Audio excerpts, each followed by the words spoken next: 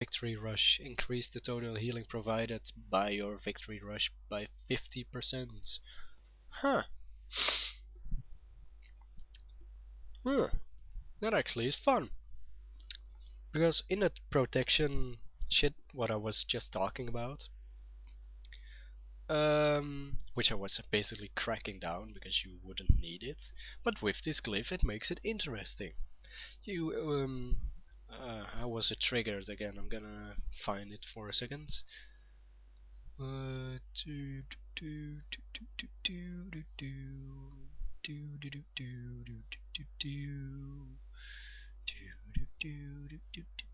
there it is. Impending victory. Blah blah blah blah blah. Let's see. Using Devastate on a target with 20% or less health has a 25/50% chance to allow the use of Victory Rush, but that Victory Rush will only heals for 5% of your health. Now we're gonna go to that glyph. There it is. Increase the total healing provided by a Victory Rush by 50%.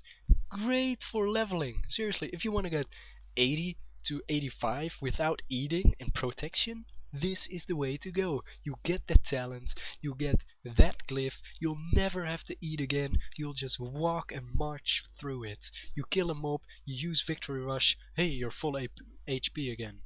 Brilliant. Minor Battle. Increases the duration by 2 minutes.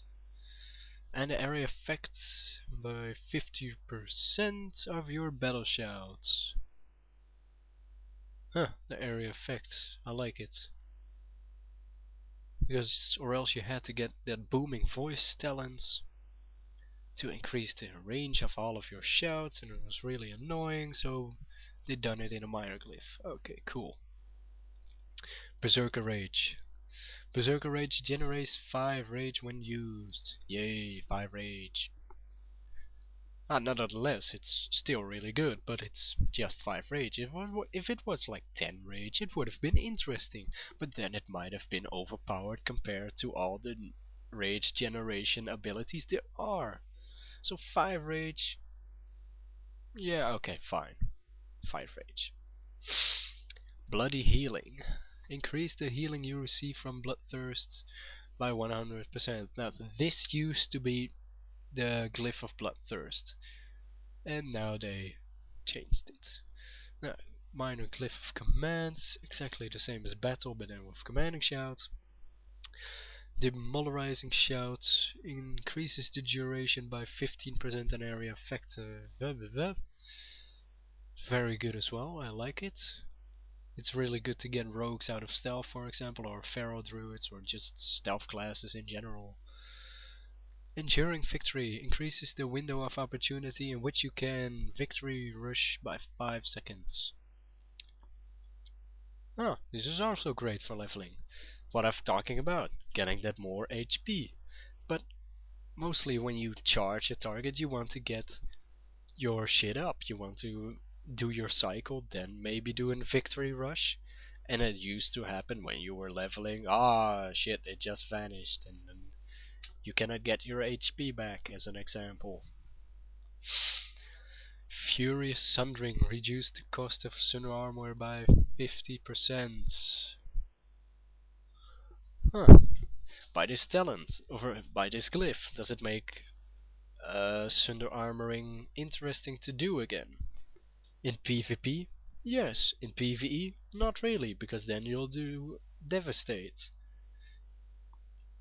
So this might be a good one to use in PvP, because you'll basically never see Sunder Armor being used in PvE or in PvP by an Arms Warrior or an Fury Warrior. Protection always brings it by his Devastate, so that doesn't count. But with this glyph, it is actually being viable to, or they're making it viable to Sunder Armor. So I like that one. I'm gonna see if I can work something out with that. And alright, Intimidating Shout. Targets of your Intimidating Shout no longer move faster while feared. Okay. Fine. So does it mean they're slowed, or... I mean, why can't you just use a piercing howl and then fear? It's the same range. At least piercing howl is even more. Intimidating shout is 8 range, which is absolutely ridiculous. They have to increase that range again because it's seriously 8 range. I mean, are you kidding me? 8 range? 8 yards? What am I supposed to do with 8 yards? I have so many times where I just miss my target by just, or at least miss a second target by just 1 or 2 yards. It's fucking ridiculous. It's alright. I tried to figure out a build, and here we are going to take a look at it. Now I did took Blitz, which 2 out of 2, which is that golden one. Your charge generates 10 additional rage and stuns an additional 2 nearby targets. Great, I took it. Field dressing, increase that healing from other targets and your self healing. But you need 5 points to move on, so I took one in War Academy as well, which does increase damage of Heroic Strike, Cleave and Victory Rush by 5, 10 and 15%, but I took one, so it's 5%. Now, Tactical Mastery, 2 out of 2. I already told you that I like stance dancing, sometimes do it way too much, but here I have it, and I love it. Second Wind basically is the must-have for PvP. Then Deep Wounds is also a must-have in any occasion, to be honest, because it's so gosh dang good, and it's gets you to Impale, which increases your in critical strike damage bonus. I'm burping all of the time, I need to stop doing that. Increases the critical strike damage bonus of your Mortal Strike Slam and overpower by 20%, 2 out of 2 points, take it. Then 3 out of 3 Taste for Blood, we know how it works. Then 1 out of 1 Deadly Calm, great talent, I like it.